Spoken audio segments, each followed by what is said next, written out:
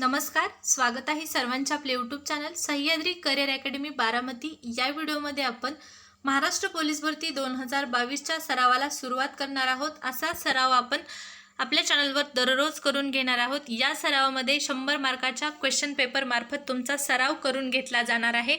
जर तुम्हाला या सरावामध्ये सहभागी व्हायचं असेल तर त्यासाठी सर्वात अगोदर चॅनल सबस्क्राइब करणे गरजेचे आहे। नक्की चॅनल सबस्क्राइब करा, सह्याद्री करिअर अकॅडमी बारामती आणि आपल्या सरावाचा भाग बना।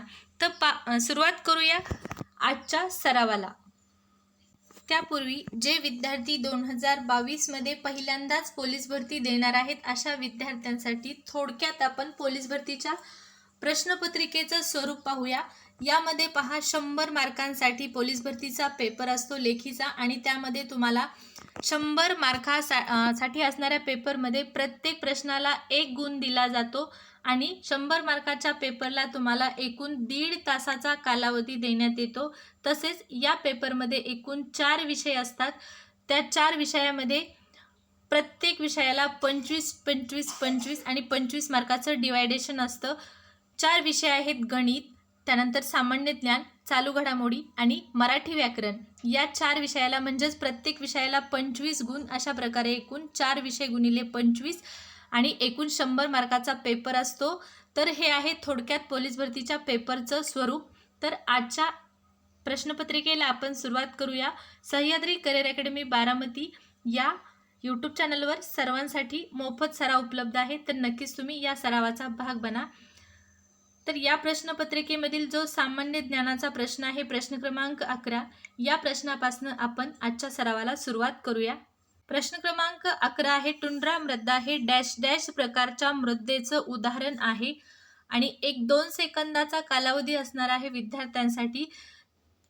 यामध्ये तुम्हाला कुठलं उत्तर योग्य वाटतं ते कमेंटमध्ये फक्त पर्याय टाईप करायचा आहे। आणि या प्रश्नाचं तुम्हाला योग्य उत्तर पाहायचं असेल तर या प्रश्नाचं योग्य उत्तर आहे ब, विभागीय प्रकारच्या मृदेचं उदाहरण टुंड्रा मृदा हे आहे। म्हणजे प्रश्नाचं उत्तर अशा प्रकारचं असणार आहे, पूर्ण वाक्य, टुंड्रा मृदा हे विभागीय प्रकारच्या मृदेचं उदाहरण आहे। त्यानंतर आपण पुढचा प्रश्न पाहूया। प्रश्न क्रमांक 13, कमलदल या शब्दातील अक्षरांच्या संघातून खालीलपैकी कोणता शब्द तयार होऊ शकत नाही, आणि तुम्हाला 4 पर्याय दिलेले आहेत खाली।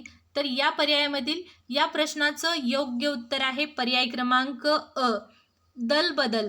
दलबदल हा शब्द कमलदल या शब्दातील अक्षरांच्या संघातून तयार होऊ शकत नाही, आणि याचं कारण आहे कमलदल या शब्दामध्ये ब हा वर्ण आलेला नाही, म्हणून दलबदल हा शब्द कमलदल या वाक्यातील अक्षरांच्या संघातून तयार होऊ शकत नाही। त्यानंतर पुढचा प्रश्न पाहूया। प्रश्न क्रमांक 15 पहा, दिलेल्या संधियुक्त शब्दाचा योग्य विग्रह कोणता? शब्द आहे प्रत्यंतर, आणि त्यासाठी तुम्हाला 4 पर्याय दिलेले आहेत। या 4 पर्यायापैकी योग्य उत्तर आहे पर्याय क्रमांक पर्याय क्रमांक 1 म्हणजेच पर्याय क्रमांक अ, प्रति अधिक अंतर हे योग्य संधी विग्रह आहे। हा योग्य संधी विग्रह आहे प्रत्यंतर या शब्दाचा। त्यानंतर 16 नंबरचा प्रश्न, र या वर्णाला कोणता वर्ण म्हणतात? तर प्रश्न क्रमांक 16 या प्रश्नाचं योग्य उत्तर आहे पर्याय क्रमांक क, कंपित वर्ण असे र या वर्णाला म्हणतात। त्यानंतर पुढचा प्रश्न पाहूया। मराठी व्याकरणाचा पुढचा प्रश्न आहे, पोर या शब्दाचे लिंग ओळखा, आणि पर्याय तुम्हाला दिलेले आहेत। या पर्यायामधील योग्य उत्तर आहे, तर या प्रश्नाचं योग्य उत्तर आहे पर्याय क्रमांक ड। 3ही पर्याय योग्य आहेत। पोर या शब्दाचे लिंग कोणते आहे? तर पुल्लिंगीमध्ये देखील ते पोर असा उच्चार होतो, तसेच स्त्रीलिंगीमध्ये देखील ती पोर असा उच्चार होतो पोर या शब्दाचा, त्यामुळे 3ही पर्याय योग्य आहेत। तसेच त्यानंतर पुढचा प्रश्न पहा। प्रश्न क्रमांक पुढचा प्रश्न 20 नंबरचा, लंगडा या विशेषणाचा साधित धातू कोणता? आणि या प्रश्नाचं तुम्हाला योग्य उत्तर द्यायचं आहे। तर या प्रश्नाचं जे योग्य उत्तर आहे ते आहे पर्याय क्रमांक क, लंगडणे हा या शब्दाचा लंगडा या विशेषणाचा साधित धातू आहे. त्यानंतर पुढचा प्रश्न पाहूया. प्रश्न क्रमांक 21. प्रश्नातील शब्दजोडीचा संबंध लक्षात घेऊन तसा संबंध असलेली शब्दजोडी दिलेल्या पर्यायातून निवडा आणि शब्द आहे तहान पाणी. जसा तहान या शब्दाचा संबंध पाण्याशी आहे तशाच प्रकारचा संबंध जोडी आपल्याला खालील पर्यायातून ओळखायची आहे आणि अशा प्रकारचा जो संबंध आहे तो पर्याय क्रमांक ब या शब्दजोडीशी आहे. भूक अन्न अशा प्रकारचा संबंध ज्या प्रकारे तहान आणि पाणी याचा आहे त्याचप्रमाणे भूक आणि अन्न या शब्दजोडीचा संबंध आहे. त्यानंतर पुढचा प्रश्न पाहूया. प्रश्न क्रमांक 25. गटात न बसणारे पद ओळखा व त्याचा अचूक पर्याय लिहा. आणि तुम्हाला गटात न बसणारा जो शब्द आहे जो पद आहे ते ओळखायचं आहे या 4 पर्यायापैकी. तर या गटामध्ये जो शब्द बसत नाही या प्रश्नाचं योग्य उत्तर असणार आहे. या ठिकाणी तुम्ही पाहू शकता पर्याय क्रमांक क तापी. तापी हा शब्द गटामध्ये बसणारा नाही म्हणून या प्रश्नाचं योग्य उत्तर आहे पर्याय क्रमांक क. त्यानंतर पुढचा प्रश्न 26 नंबरचा. अधोरेखित क्रियाविशेषण अव्ययाचा प्रकार कोणता. आणि वाहने सावकाश चालवावे. तर या शब्दामध्ये जो अधोरेखित केलेला शब्द आहे तो आहे सावकाश. तर या सावकाश या शब्दाचा आपल्याला क्रियाविशेषण अव्ययाचा प्रकार ओळखायचा आहे आणि या प्रश्नाचं जे योग्य उत्तर आहे ते आहे पर्याय क्रमांक 1 रीतिवाचक क्रियाविशेषण अव्यय हा या प्रश्नाचा प्रकार आहे. पुढचा प्रश्न क्रमांक 27. उन्हाच्या झळा सोसणे या वाक्यप्रचाराचा खालीलपैकी योग्य अर्थ ओळखा. आणि तुम्हाला 4 वाक्यप्रचार दिलेले आहेत आणि या वाक्यप्रचारापैकी तुम्हाला योग्य अर्थ ओळखायचा आहे. उन्हाच्या झळा सोसणे यासाठी योग्य जो पर्याय आहे तो तुम्हाला ओळखायचा आहे योग्य अर्थ या उन्हाच्या झळा सोसणे या वाक्यप्रचाराचा. तर या प्रश्नाचं जे योग्य उत्तर आहे ते आहे पर्याय क्रमांक ड दुःख सहन करणे. उन्हाच्या झळा सोसणे म्हणजेच दुःख सहन करणे होय. त्यानंतर पुढचा प्रश्न पहा. प्रश्न क्रमांक 28. भारतीय रुपयांचं नवीन चिन्ह कोणी तयार केलं. तर प्रश्न क्रमांक 28चं योग्य उत्तर आहे पर्याय क्रमांक ब उदयकुमार धर्मलिंग यांनी भारतीय रुपयांचं नवीन चिन्ह तयार केलेलं आहे. त्यानंतर पुढचा प्रश्न पहा. खालीलपैकी कोणाला नोबेल पारितोषिक मिळालेली नाही आणि 4 पर्याय दिलेले आहेत. 4 व्यक्तींची नावं दिलेली आहेत त्यापैकी असं एक नाव आहे ज्यांना नोबेल पारितोषिक मिळालेलं नाही.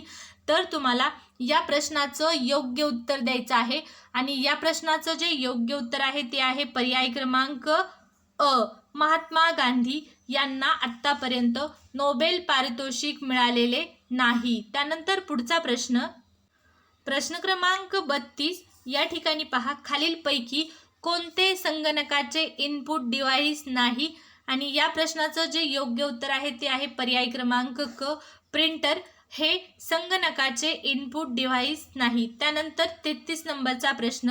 राज्य नियोजन आयोगाचा अध्यक्ष कोण असतो.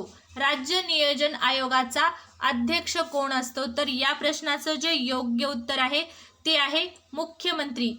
राज्याचे मुख्यमंत्री हे राज्य नियोजन आयोगाचे अध्यक्ष असतात. ज्या प्रकारे केंद्रीय नियोजन आयोगाचे अध्यक्ष देशाचे पंतप्रधान असतात त्याचप्रमाणे राज्य नियोजन आयोगाचे अध्यक्ष राज्याचे मुख्यमंत्री असतात. त्यानंतर जो पुढचा प्रश्न आहे तो प्रश्न क्रमांक 38. पै दक्षिणा लक्ष प्रदक्षिणा या म्हणीचा योग्य अर्थ खालील पर्यायातून आपल्याला ओळखायचा आहे आणि ही जी म्हण आहे पै दक्षिणा आणि लक्ष प्रदक्षिणा या म्हणीचा योग्य अर्थ. तर या प्रश्नाचं योग्य उत्तर आहे द्यावयाचे थोडे आणि त्याबद्दल काम मात्र जास्त करून घेणे असा अर्थ होतो पै दक्षिणा आणि लक्ष प्रदक्षिणा या म्हणीचा. त्यानंतर पुढचा जो प्रश्न आहे 39. अख्यात विकार म्हणजे काय. तर आपल्याला या प्रश्नाचं जे योग्य उत्तर आहे प्रश्न क्रमांक 39 या प्रश्नाचं योग्य उत्तर आहे पर्याय क्रमांक ड क्रियापदातील बदल म्हणजेच अख्यात विकार होय. त्यानंतर पुढचा प्रश्न क्रमांक 42.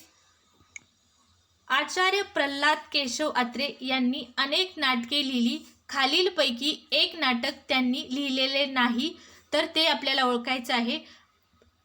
प्रल्हाद केशव अत्रे म्हणजेच आचार्य अत्रे यांनी विविध नाटकं लिहिलेले आहेत आणि त्याच नाटकांपैकी 3 नाटकं या ठिकाणी देण्यात आलेली आहे आणि एक असा पर्याय आहे जो त्यांनी लिहिलेलं नाटक नाही, तर तो आपल्याला ओळखायचा आहे.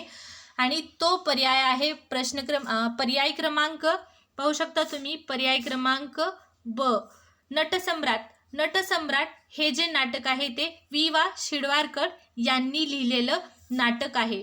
प्रल्हाद केशव अत्रे म्हणजेच आचार्य अत्रे यांनी जे लिहिलेली नाटकं आहेत ते तो मी नव्हेच, साष्टांग नमस्कार, लग्नाची बेडी ही 3 नाटकं त्यांनी लिहिलेली आहेत, परंतु नटसम्राट हे जे नाटक आहे ते त्यांनी लिहिलेलं नाटक नाही. पुढचा जो प्रश्न आहे प्रश्न क्रमांक, तर या ठिकाणी पहा प्रश्न क्रमांक 43.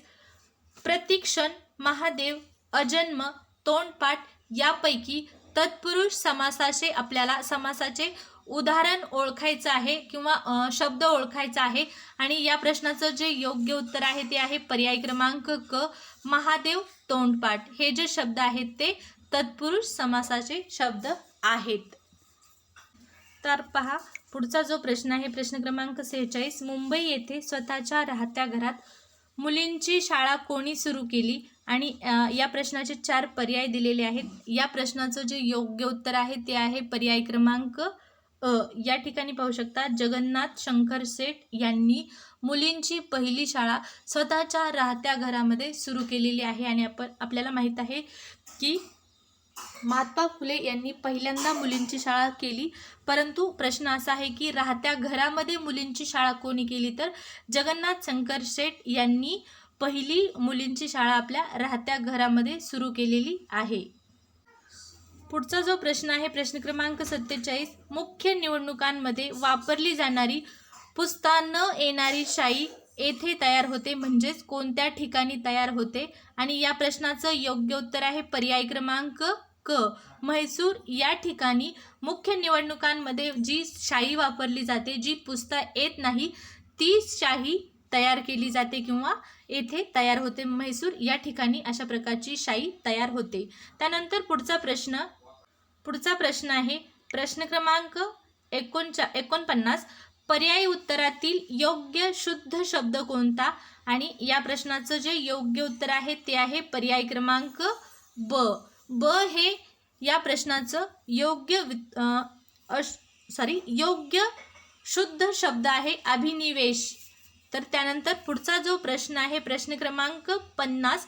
पुढे दिलेल्या वर्णातील महाप्राण वर्ण कोणता ते ओळखायचं आहे. आणि आपल्याला वर्ण दिलेले आहेत क, र, थ आणि भ. तर यापैकी जो महाप्राण व्यंजन आहे तो आपल्याला ओळखायचा आहे. आणि या प्रश्नाचं योग्य उत्तर आहे पहा पर्याय क्रमांक क. थ हा जो वर्ण आहे तो महाप्राण वर्ण आहे. मराठी वर्णमालेमध्ये एकूण 14 महाप्राण वर्ण आहेत, त्यापैकी थ हा एक महाप्राण वर्ण आहे. तर महाराष्ट्र पोलीस भरती 2022 साठी आजच्या या व्हिडिओमध्ये आपण 100 मार्काच्या प्रश्नपत्रिकेमधील एकूण 50 मार्कापर्यंतचा सराव केलेला आहे. उर्वरित जो सराव आहे तो आपण उद्याच्या व्हिडिओमध्ये करणार आहोत. तुम्हाला असा जर मोफत सराव रोजच्या रोज करायचा असेल तर त्यासाठी परत एकदा सांगते, तुम्ही चॅनल नक्की सबस्क्राईब करा. आपण परत भेटू उद्या उद्या उर्वरित या प्रश्नपत्रिकेतील प्रश्नांसह. तोपर्यंत धन्यवाद.